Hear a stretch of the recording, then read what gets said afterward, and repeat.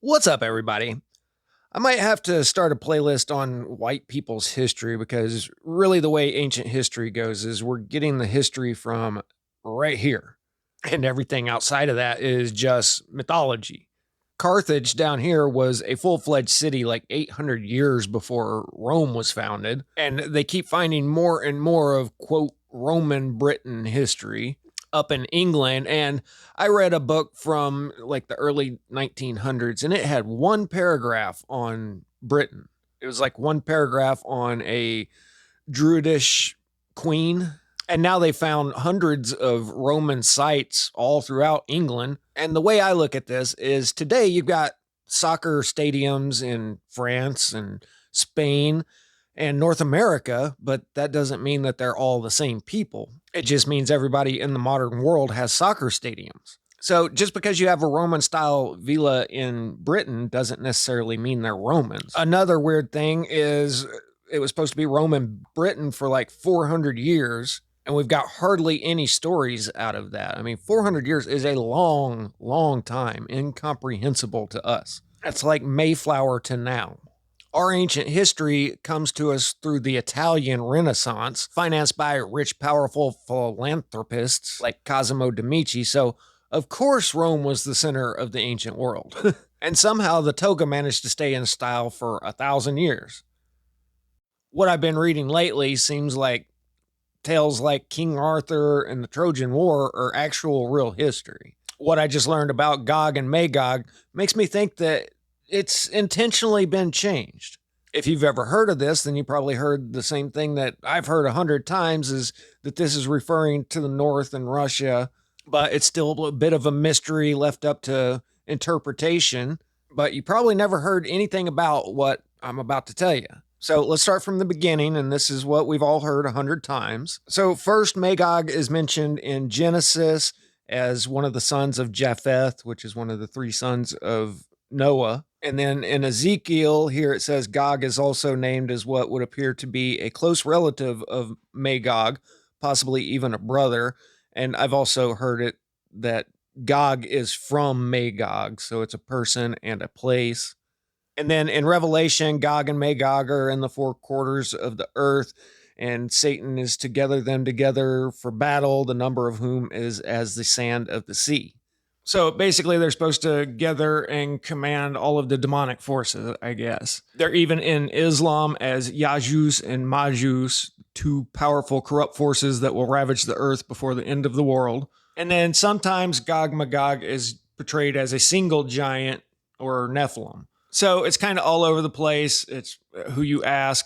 But then here's how they officially break down a prophecy in Ezekiel about Gog Magog. So I'm just going to read you what this guy says about this. Gog is a political leader who will devise an evil plan to attack Yeezy in the last days. Gog appears to be a title like a pharaoh, and Ezekiel tells us that Gog rules over a territory known as Magog, and that includes places called Rash, Meshach, and Tubal. Not all scholars agree, but a number of prominent ones believe that not only is Magog Russia, but that Meshach refers to Moscow and that Tubal refers to a Russian city of Tubal located on the Tubal River, with different spellings there. So the moral of the story is this, according to their perspective here. And then he lists a couple of other countries that are going to be allied with them, like Persia, a couple other countries. But, I'm guessing this is one of those sponsored videos. Got to make sure the GUI know what to think about all this. But here's the deal about all of this. This was a prophecy by Ezekiel in 600 BC official dating. The word of the Lord came to me, son of man, set your face against Gog of the land of Magog, the chief prince of Meshach and Tubal. And I will put hooks in your jaw and force you to come out with your whole army, along with Persia, Cush, and Put. And a really long story made short, you will come from your place in the far north, you and many nations with you, all of them riding on horses, a great horde, a mighty army. You will advance against my people of Yeezy like a cloud that covers the land. So first off, how are we interpreting this to mean now, 2,600 years in the future by their dating? Are the Ruskies really going to mount up and form great hordes and riot all the way to Egypt? I mean, this really sounds like it's relevant to the time that Ezekiel was alive. His prophetic ministry was from 571 to 593. The first temple fell in 586, right during that time when he was supposed to be prophesying. I think it's more likely that Gog Magog is King Nebuchadnezzar than modern-day Rasputnikov. But all the depictions of this, since our Christian Lionese era here, the last 50 years or so, Gog Magog has always been associated with Russia, Siberia. But I think this had a completely different meaning to the people of the Anglo-Saxon world a few hundred years ago. I was listening to this lecture from Hugh Newman, and he's got some interesting things to say here. He does provide sources. I couldn't find any of these books, but I'm actually finding that pretty common about English history. Every time I find a good researcher on the subject, it's basically not available in the US.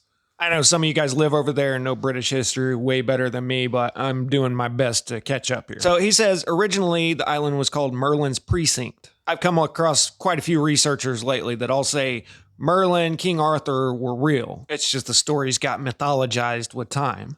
And then at another time he says it was known as Albion.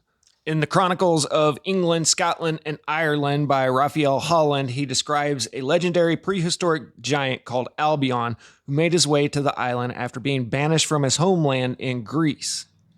He was begotten by the sea god, whom the Greeks called Poseidon or the Romans called Neptune. Now, after defeating the already existing culture with a clever strategy and brilliant feats of arms, Albion and the giants were said to have gradually consolidated their position in Britain, ruling the land for potentially hundreds of years. So here they say the giants were Greeks, and then, as you'll see, other places say that the original Britons were Greeks.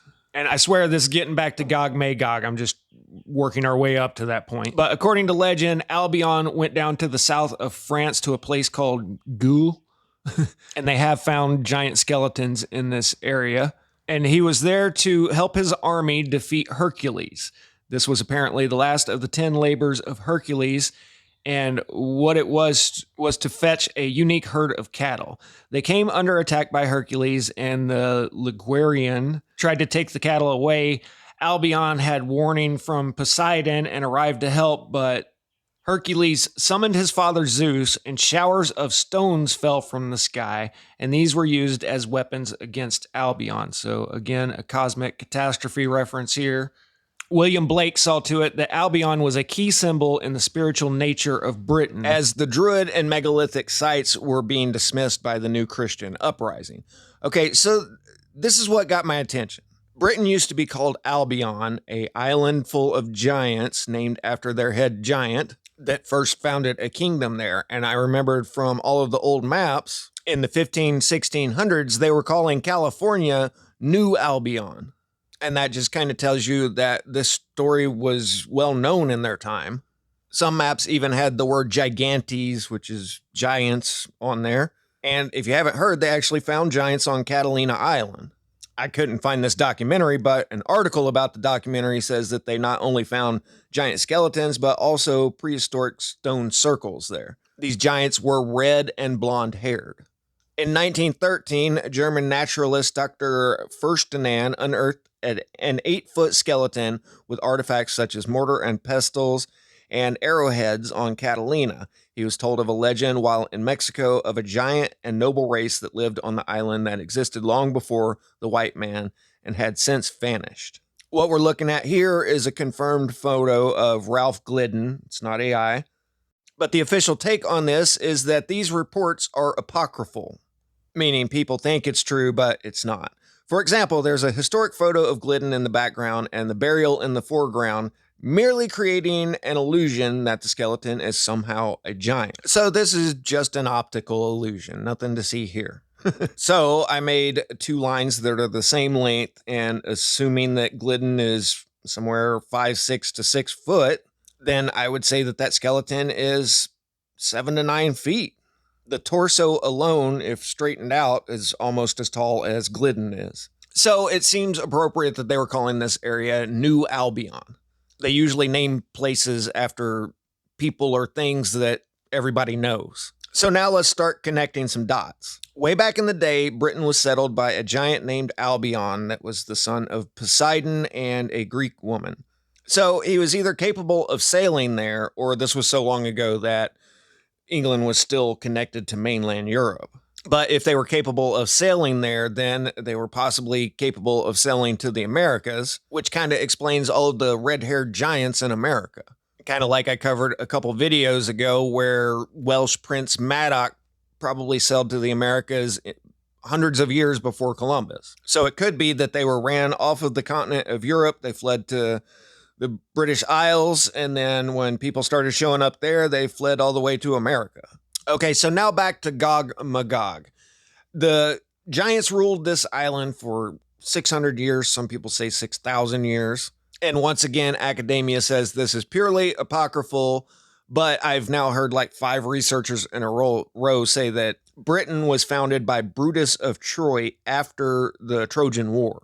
I think there's a lot more to the Trojan War than just a horse. It's mythologizing the Bronze Age collapse, one of the earth change cycles that completely decimated Europe, the Mediterranean. There's like a solid layer of ash for hundreds of miles in every direction. And it's basically got all the aspects of what I talk about with the 536 AD and the 1300s events. But Brutus, British, and Britain, T-A-I-N, the land of the Brits or the land of the Brutes, Brutian. Kind of makes sense. The official version of this says that Britain originates from Latin Britannia, derived from the Greek Predonike, and ultimately from a Celtic name for the island or its inhabitants, possibly meaning the painted people. So yeah, throughout the Roman era, it was known as Britannia, but keep in mind that Brutus would have been 800 to 1,000 years before the Romans. But this version of the story says that Brutus showed up on the island and there were 24 of the ancient giants still left, with a particularly repulsive one named Gog Magog, who was said to have been 12 feet tall. However, other chroniclers say he was 12 cubits tall, and this would have made him about 18 to 20 feet tall. Legends describe him as being so strong, he could pluck up a full-grown oak tree and shake it like a hazel wand. So Brutus and the Trojans had several skirmishes with the giants, and then finally they decided to decide it once and for all. One of Brutus's men, Quirinius, was known for enjoying wrestling against the giants. So they had a winner-take-all WWE bout where Gog Magog bear-hugged Quirinius and broke 3 of his ribs, making him so enraged he hoisted Gog Magog up on his shoulders with superhuman strength and ran to the cliff and threw him to his demise on the rocks below. Then all the other giants hopped on their ships and sailed to America. Just kidding, I made that part up. I'm not sure where they went, but if it was a winner-take-all match, then I guess they yielded the land to the Trojans. While other legends still hold that Gog and Magog were 2 separate giants, but there's a long tradition of Gog Magog being a giant or multiple giants in Britain, and somewhere over there they still parade 2 effigies of the giants around during a festival every year. So now back to the biblical version of this. All it really says is they're from the far north. I've even seen old maps with the farthest northeast corner of Siberia listed as Gog Magog. But everybody goes north or northeast, and nobody goes northwest to where we actually have stories of Gog and Magog. So I'm not too keen on official dating, but there are historic landmarkers like the Bronze Age collapse there, and the story of Brutus going to Britain was right at the Bronze Age collapse. If you ask me, the story of Exodus is another telling of the Bronze Age collapse. The fiery hail falling from the sky sounds a lot like what I just read, where Hercules called on Zeus to rain down rocks and fire from the sky. So I think that's a pretty good historical marker. And then Ezekiel came after that. They put the fall of the first temple right around 600 BC. So let me just show you how they officially classify things. The Bronze Age started around 3000 BC, and then the Bronze Age collapsed, and then the start of the Iron Age, and Ezekiel was right at the end of the Iron Age. So all of the tin that was used to make bronze throughout the entire Bronze Age came from the British Isles. So they obviously had trade networks set up For thousands of years before Ezekiel's time, they were mining tin up in the British Isles and then bringing them down all throughout the Mediterranean.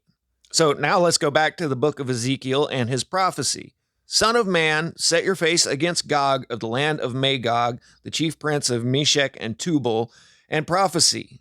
And once again, it's one of the many, many times that Yahweh is upset with his people and said, I'm going to let somebody else just come in and absolutely destroy all of you because you guys won't worship me the way I want to be worshiped. You guys just don't appreciate me. So at the time that this was written, ships had been going back and forth from the British Isles to the Mediterranean for thousands of years. And apparently they too had heard of Gog and Magog. So why is it now we look the other direction? If you look to the northwest, then yeah, the British Isles are about as far north as you can go over there. And that's where everybody used to say Gog Magog was from. But now, if you listen to one of these Lionese interpretations of things, he even says that God had the foresight to see 2,000 years into the future and know that the Ruskies and Persians were going to ally to come after the chosen, when that alliance made no sense at the time that it was written. That's exactly what he says here. Okay, so he could see this alliance that made no historical sense at that time, but then he missed all of the tanks and fighter jets, and, well, I guess they're just going to park all of those and hop on horseback and come riding down. So basically, they have erased the real history of what was going on at this time, and everybody knew about Gog Magog way up in the northwest, and they're now using this prophecy to justify their geopolitical ambitions. But I think this was clearly meant to take place in the time that it was written. That seems to make sense to me. You guys let me know what you think. Hope you guys enjoyed it. I'll catch you on the next one. Static out.